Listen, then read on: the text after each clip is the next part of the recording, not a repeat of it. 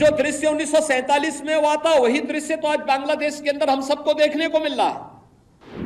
1.5 करोड़ हिंदू किस तरीके से बांग्लादेश के अंदर आज चिल्ला चिल्ला करके अपने आप को, अपनी अस्मिता को बचाने के लिए गुहार लगा रहे हैं। सीएम योगी ने विपक्षी दलों पर साधा निशाना। सीएम योगी ने हिंदुओं पर हो रहे अत्याचार का किया विरोध। हिंदुओं की स्थिति पर चिंता की जाहिर। उत्तर प्रदेश की राजधानी लखनऊ में विभाजन विभीषिका दिवस के मौके पर मुख्यमंत्री योगी आदित्यनाथ ने पड़ोसी मुल्कों पाकिस्तान और बांग्लादेश में हिंदुओं की स्थिति पर चिंता जाहिर की है। सीएम योगी ने कहा कि हम सबकी सहानुभूति उनके प्रति होनी चाहिए। अखंड भारत के सपने के बाद ही इस घटना का समाधान हो पाएगा। मुख्यमंत्री ने आगे कहा, बांग्लादेश में 1947 में 22% हिंदू थे, आज 7% रह गए हैं। हमारी सबकी सहानुभूति उन हिंदुओं के साथ होनी चाहिए। अखंड भारत का सपना ही इस तरह की घटना का समाधान होगा। सीएम योगी ने कहा, या तो पाकिस्तान खत्म हो जाएगा या फिर उसका विलय होगा। सीएम योगी ने बांग्लादेश में हिंदुओं पर हो रहे हमले को लेकर विपक्षी दलों की चुप्पी पर भी सवाल उठाए हैं। मुख्यमंत्री ने कहा, हम आभारी हैं प्रधानमंत्री नरेंद्र मोदी के, जिन्होंने इतिहास के काले अध्यायों से पर्दा उठाकर देश की जनता की आंखों को खोलने का काम किया है। इतिहास की इन गलतियों के परिमार्जन का रास्ता बनाने का एक आह्वान किया है।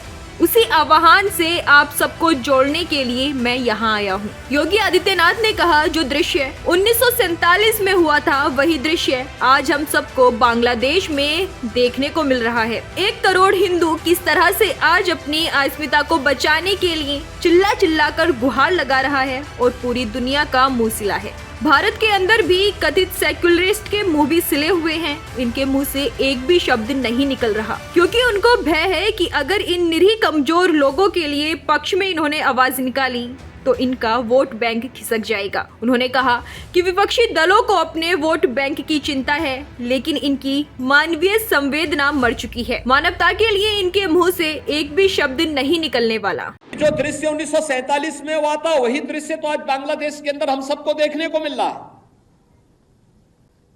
1.5 करोड़ हिंदू किस तरीके से बांग्लादेश के अंदर आज चिल्ला चिल्ला करके अपने आप को, अपनी अस्मिता को बचाने के लिए गुहार लगा रहे हैं और दुनिया के मुंह सिले हुए कथित सेकुलरिस्ट भारत के अंदर भी इनके मुंह सिले हुए, एक भी शब्द इनका नहीं निकल रहा है,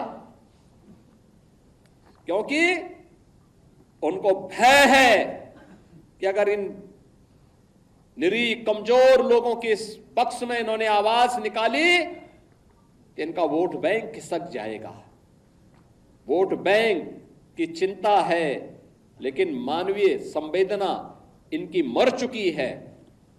मानवता के रक्षा के लिए इनके मुंह से एक भी शब्द नहीं निकलने वाला है, नहीं निकलेगा, क्योंकि इन्होंने आजादी के बाद लगातार उसी प्रकार की राजनीति को प्रेरित और प्रोत्साहित किया, उसको लेकर के आगे बढ़ते रहे। ये लगातार बांटो राज करो की उस राजनीति के तहत ये लोग देश के अंदर कार्य करते रहे। अंग्रेजों से सत्ता इन्होंने उस समय प्राप्त की। ये वास्तव में भारत की सत्ता का नेतृत्व नहीं कर रहे थे, बल्कि अंग्रेजों के ही, ब्रिटिशर के ही मानस पुत्रों के रूप में इन्होंने भारत की सत्ता को उस रूप में संचालन करना शुरू किया जैसे ब्रिटिशर इस देश के अंदर कर रहे थे। और आज उसी का दुष्परिणाम यह देश लगातार चुकाया है, अखंड हिंदुस्तान चुकाया है। लेकिन हमारा संकल्प है, महर्षि अरविंद ने जो 1947 के पहले घोषणा की थी, आजादी की त्रास, देश की विभाजन की त्रासदी आजादी के मिलने के बाद अक्सर उन्होंने इस बारे में अपनी चिंता व्यक्त भी की और उन्होंने इस बात को कहा था कि आध्यात्मिक जगत में पाकिस्तान कोई वास्तविकता नहीं है, या तो उसका भारत में विलय होगा या पाकिस्तान इतिहास से समाप्त होगा, हमेशा के लिए समाप्त होगा।